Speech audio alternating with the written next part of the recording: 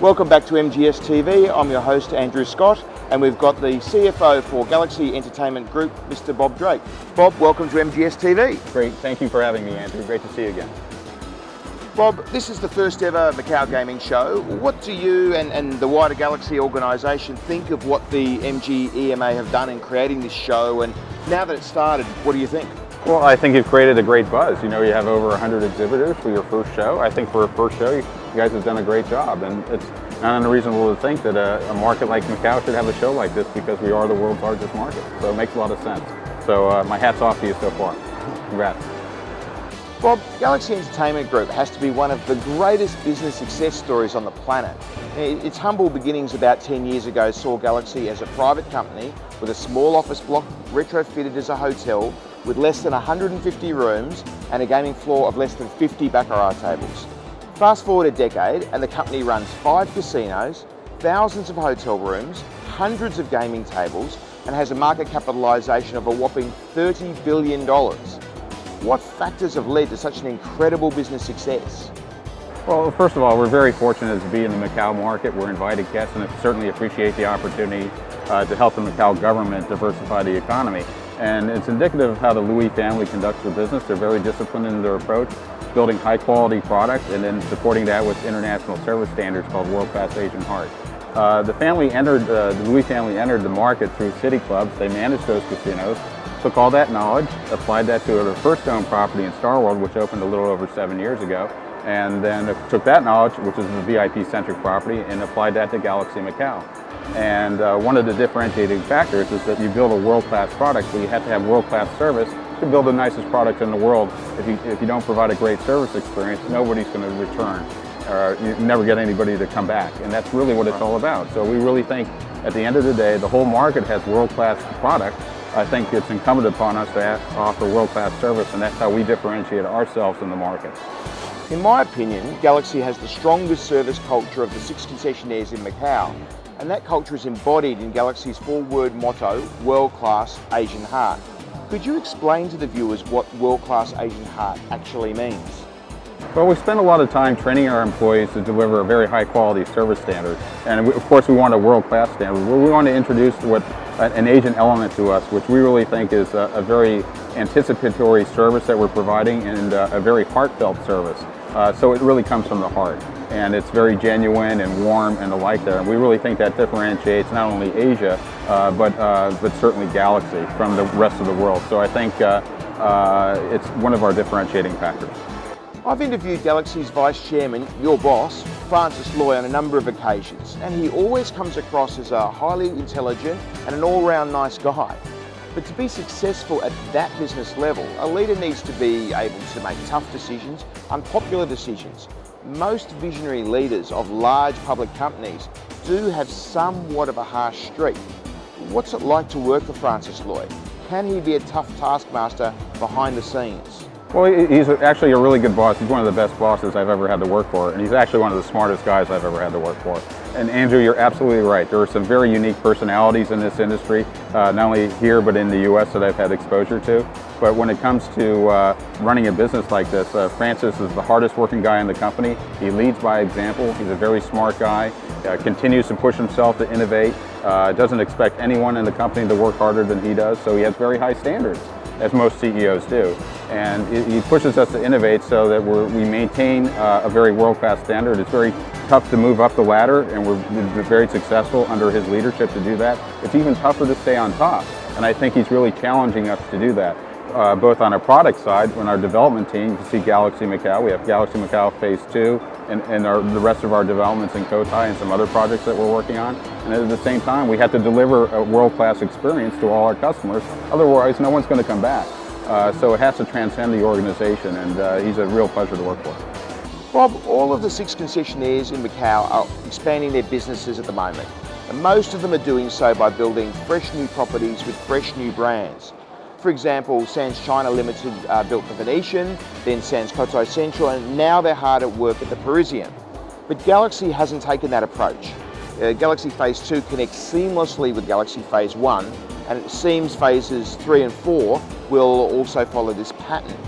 So the result is that while the other concessionaires will end up with a string of differently branded properties, Galaxy will have one enormous property. Now, why has Galaxy taken this approach? Well, we really want to position ourselves as a leading agent provider of an integrated resort experience. That's the positioning of Galaxy Macau in the high-end leisure segment. So we really want to maintain that positioning as we think the market is really underpenetrated in that particular segment. And the way we're going about differentiating ourselves is offering different brands within our complex. In the first phase, we're very pleased that we have Banyan Tree, which offers the resort-themed concept. We have Okura from Japan, which offers a Northern Asian experience.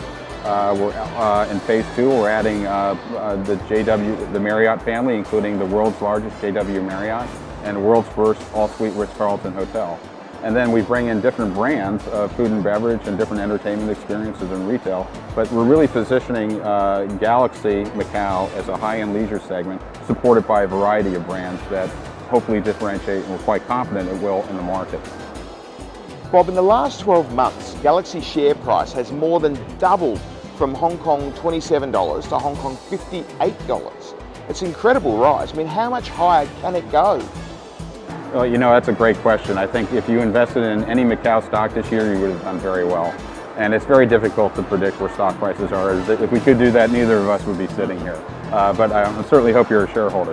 But at the same time, what we do look at is the basic fundamentals. If you look at the Greater China market, we believe that one of the largest and fastest growing segments is the mass market segment. You can argue that it has a very, very low penetration rate, which translates into future growth potential. And then if you look at the VIP segment, we still think it's a large market that can grow very nicely as well. But what differentiates us is that we believe we have the most well-defined short, medium, and long-term development plan of any gaming company in the industry. And I think which actually translates into sustainable future earnings, which hopefully translates into a nice share price. As long as we continue to grow world-class product and deliver operationally, I'm quite confident that we'll continue to deliver sustainable earnings to our shareholders.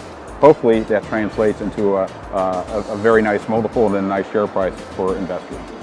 GEG recently acquired the Grand Waldo property and immediately closed it down. What are the long-term plans for Grand Waldo? Well, first of all, we really view the Grand Waldo as a strategic acquisition for Galaxy. It's located directly across the street from Galaxy Macau in our land bank in Cotai. And we're very excited about the plans for the Grand Waldo. We're finalizing those plans, and we'll be in a position to share those with you in the very near future. Everybody in the industry knows the Macau government set a table cap of 5,500 tables in 2012, which was set to increase by 3% per year for 10 years. Now, the 2013 increase should have been 165 tables, but the government allowed a 250 table increase due to what it called prior commitments, while adamantly announcing that it would intend to keep to that 3% on average per year. Doing the math over the 10 years yields increases of 876 tables for the first 5 years and a further 1,016 tables for the second 5 years. But with 7 new properties already announced, each property needing hundreds of tables, the numbers just don't stack up. How do you reconcile this? Well, we certainly support the government's policies on tables and as a mechanism to really manage the growth help manage the growth of the Macau market, which has done very well. I think at the end of the day, if we deliver against the expectation of building world-class product to help Macau diversify its economy and elevate them to a world-class tourism destination, that's all we can do. And of course, we'll abide by the policies, and it is an average, so they can play around with the introduction of tables. So but it's all designed into managing the growth of a very robust market. So we're very supportive of the policies. As the demand for table games increases over the next few years without a matching increase in supply, each table will see more players wanting to play on it, thus pushing the table minimums up. It's already very hard to find a squeeze baccarat game with a minimum under 1,000 Hong Kong dollars. How high are the minimums set to increase to? I mean, might we see a time where you have to bet at least $5,000 a hand to get on a table on any given Saturday night? Well, you know, I think what we want to offer our customers is a great experience. And on the gaming side, we want them to have a variety of products to choose from, either a live table game or the introduction of things like a stadium game complex or slot machines and the like that, or our electronic products. So I think, the betting limits have been somewhat aggressive, but I think we're trying to cater to all segments of the market. And I think with the introduction of new products, we can offer a great experience for all our customers, regardless of the type of bets you'd like to place on the table. So Bob, what's the answer to the shortage of tables in Macau? I mean, is it the LT Game live dealer product? What's your view on that? Well, I think it's again, the number of tables in the market is just another way of managing the growth of the market, and I think the government is doing a pretty effective job at that. We're very fortunate to be in the market that it continues to grow at double digits, and we forecast that for 2014. And what we want to do is make sure that we have a great experience for our customers across all business segments, and that as it is a catalyst for growth. So we manage that very quickly, effectively. We believe there's certainly upside in learning what our customer preferences are, which we will see will change over time. And what we're looking for is innovative product like a stadium games that helps address a market need. And I think as we continue to grow, it's incumbent upon the industry, not only from a resort standpoint, to design innovative product. It's incumbent upon us to design innovative product for our customers across all segments, whether it's gaming, food and beverage, entertainment, and hotel. So it's a real challenge for us to maintain the innovativeness in such a great market. So we're very fortunate to be in a market that grows like this. It is the world's largest market, and everyone's making a fair return. And that we just want to offer a great experience for our customers. Oh, thank you very much for your time, You're Bob. welcome. It's been a real pleasure having you. Thanks. And we'll see you next time on MGSTV.